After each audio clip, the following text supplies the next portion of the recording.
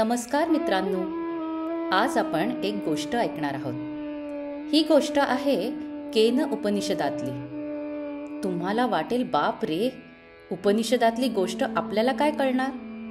पण मित्रांनो, गोष्ट ऐकल्यावर तुमच्या लगेच लक्षात येईल की ही गोष्ट तर आपल्यासारख्या विद्यार्थ्यांसाठीच आहे. उपनिषदे, भगवद्गीता हे आध्यात्मिक ग्रंथ असले तरी छोट्या छोट्या गोष्टी सांगून ते आपल्याला जगायचं कसं, वागायचं कसं हे शिकवतात. चला तर मग पाहूया. एकदा देव आणि दानवांचं युद्ध झालं.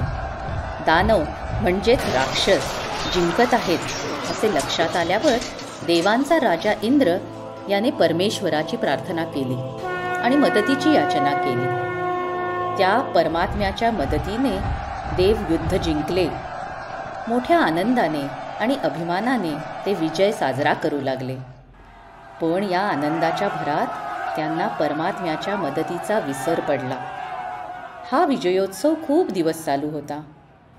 त्याच वेळी एक भव्य, दिव्य, तेजस्वी आकृती दूरवर दिसू लागली. देव विचारात पडले, कोण बरं असेल? उत्सुकता होती, पण त्या आकृतीच्या जवळ जाण्याची सर्वांनाच भीती वाटत होती. देव अग्निदेवांना विनंती करतात आणि म्हणतात, तुम्ही त्या आकृतीजवळ जाऊन ती कोण आहे ते पहा बरं. सर्वांची विनंती मान्य करून अग्निदेव त्या आकृतीच्या जवळ जातात. पण त्या आकृतीच्या तेजामुळे अग्निदेवांचे डोळेच दिपतात. त्यामुळे ती आकृती कोण आहे हे त्यांना कळू शकत नाही. ते काही बोलण्याआधीच ती आकृती त्यांना विचारते, तुम्ही कोण आहात? अग्निदेव सांगतात, मी अग्निदेव. ती आकृती विचारते, तुमच्याकडे कोणती विशेष शक्ती आहे? मी पृथ्वीवरील सर्व काही जाळून टाकू शकतो. अग्निदेव अभिमानाने सांगतात. ती आकृती त्यांच्या समोर एक गवताची काडी ठेवते आणि ती काडी जाळायला सांगते. अग्निदेव आपल्या सर्व शक्तीनिशी ती गवताची काडी जाळण्याचा प्रयत्न करतात. पण ती काडी जशीच्या तशी राहते. निराश होऊन अग्निदेव परत येतात. मग वायुदेव ती आकृती कोण आहे हे ओळखण्यास जातात. ती आकृती त्यांनाही तेच प्रश्न विचारते. वायुदेव म्हणतात, मी वायुदेव. मी पृथ्वीवरील सर्व काही केवळ माझ्या उच्छ्वासाने उडवून देऊ शकतो. मग ती आकृती वायुदेवांसमोरही गवताची काडी ठेवून उडवायला सांगते. आपल्या शक्तीचे सर्व सामर्थ्य लावून वायुदेव काडी उडवायचा प्रयत्न करतात. पण ती काडी कणभरही हलत नाही. वायुदेवही मान खाली घालून परत येतात. शेवटी सर्व देव त्यांचा राजा इंद्र यांच्याकडे जाऊन त्यांची मदत मागतात. इंद्रदेव त्या आकृतीच्या जवळ जाताच ती आकृती नाहीशी होते. इंद्रदेव आश्चर्यचकित होतात. ते प्रार्थना करू लागतात. त्यांच्या प्रार्थनेने प्रसन्न होऊन परमात्म्याची शक्ती म्हणजेच माता जगदंबा त्यांच्यासमोर प्रगट होते आणि म्हणते, तुम्ही त्या आकृतीला ओळखले नाही का? त्यांच्यामुळेच तुम्ही युद्धात विजयी झालात. हे ऐकताच इंद्रदेव नतमस्तक झाले आणि त्यांनी क्षमा याचना केली. इतर देवांनीही त्यांचे अनुकरण केले आणि आपल्या वृथा अभिमान आणि अहंकाराबद्दल क्षमा मागितली. परमात्म्याने त्यांना क्षमा केली आणि आशीर्वाद दिला. आता कदाचित तुम्हाला ही गोष्ट काल्पनिक वाटेल. हे सर्व खरे आहे का असा प्रश्नही पडेल. पण मित्रांनो, गोष्टीचा खरेपणा तपासण्यापेक्षा ह्या गोष्टींनी आपल्याला काय शिकवलं, काय सूचित केलं ते आपण पाहू. कारण या गोष्टीतून जो धडा आपण शिकलो तो महत्त्वाचा आहे. मग ही गोष्ट काय सांगते बरं? मी केलं, माझ्यामुळे झालं असा वृथा म्हणजेच खोटा अभिमान कोणीही बाळगू नये. आपल्या यशाबद्दल विनम्रता असावी, कारण आपल्या प्रयत्नांबरोबरच मित्रमैत्रिणींची मदत, शिक्षकांचे मार्गदर्शन आणि वडीलधाऱ्यांचे आशीर्वाद त्या यशाच्या पाठीशी असतात.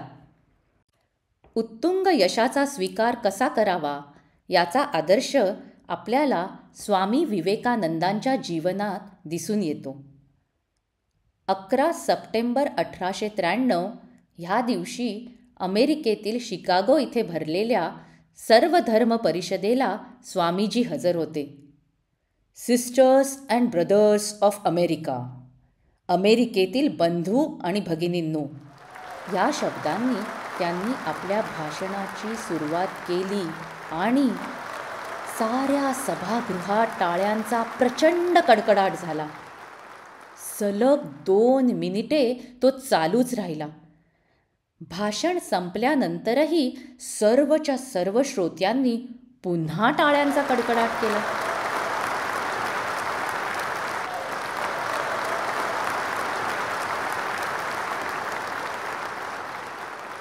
या अभूतपूर्व प्रतिसादानंतर दुसऱ्याच दिवसापासून वृत्तपत्रांमध्ये स्वामीजींबद्दल लेख येऊ लागले. शिकागोमधील रस्त्यावरून स्वामीजींची भली मोठी छायाचित्रे म्हणजेच फोटो झळकू लागले.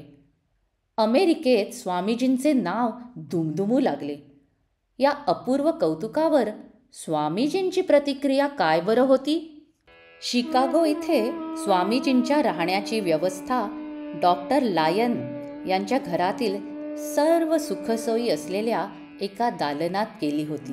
पण तिथल्या आरामशीर बिछाण्यावर स्वामीजी झोपू शकले नाहीत. त्यांना दिसत होती भारतमाता, समृद्ध अशी ती अमेरिका आणि आपली दीन दरिद्री मातृभूमी.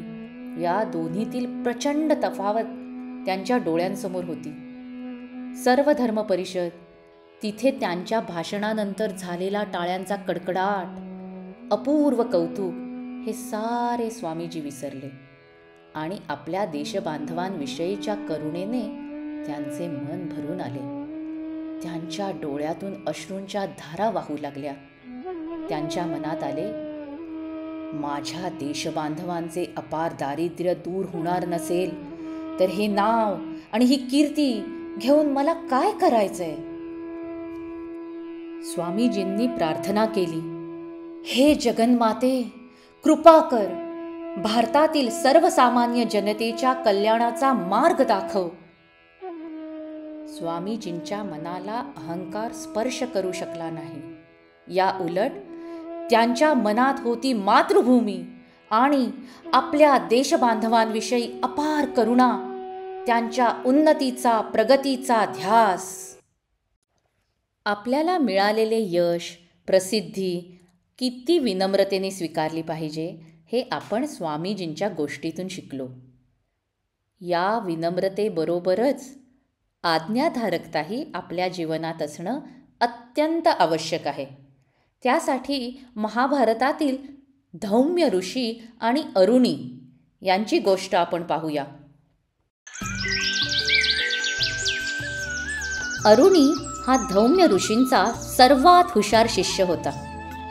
एकदा ऋषींनी त्याला बोलावून सांगितलं, अरुणी, आपल्या शेतावरील बांध फुटून जोराने शेतात पाणी वाहू लागले आहे. लवकर जा आणि बांधाला पडलेले भगदाड बुजवून शेत वाचव. अरुणी धावतच शेतावर गेला. दिवसभर बांध दुरुस्त करण्याचा त्याने प्रयत्न केला, पण बांध काही पूर्ववत झाला नाही. संध्याकाळ झाली. अरुणी एकटाच प्रयत्न करत होता. खूप विचार करून त्याने एक निर्णय घेतला आणि फुटलेल्या बांधावर तो आडवा झोपला. त्यामुळे पाणी अडवलं गेलं. शेतात जाणारं पाणी अडवलं गेल्यामुळे पिकाचं नुकसान झाले नाही. पूर्ण रात्र सरली. सकाळी ऋषी अरुणीला शोधू लागले. हाक मारत शेताकडे आले. गुरुजींचा आवाज ऐकून अरुणीने उत्तर दिले, गुरुजी, मी इथे आहे. फुटलेल्या बांधावर पाणी अडवत आहे. गुरुजी व इतर शिष्य जाऊन पाहतात तो काय? अरुणीने रात्रभर थंडगार पाण्यात राहून पीक वाचवले होते. केवळ गुरुजींची आज्ञा पाळण्यासाठीच त्याने स्वतःच्या जीवाचीही पर्वा केली नाही. अरुणीची आज्ञाधारकता पाहून धौम्य ऋषींना खूप समाधान वाटले. आज्ञाधारक अरुणीला त्यांनी अनेक आशीर्वाद दिले. हीच आज्ञाधारकता आपल्याला स्वामी विवेकानंदांच्या जीवनात दिसते. सन 1886 स्वामी विवेकानंदांचे गुरु श्री रामकृष्ण परमहंस तेव्हा आजारी होते. त्यांचे सर्व शिष्य त्यांची मनापासून सेवा शुश्रूषा करत होते.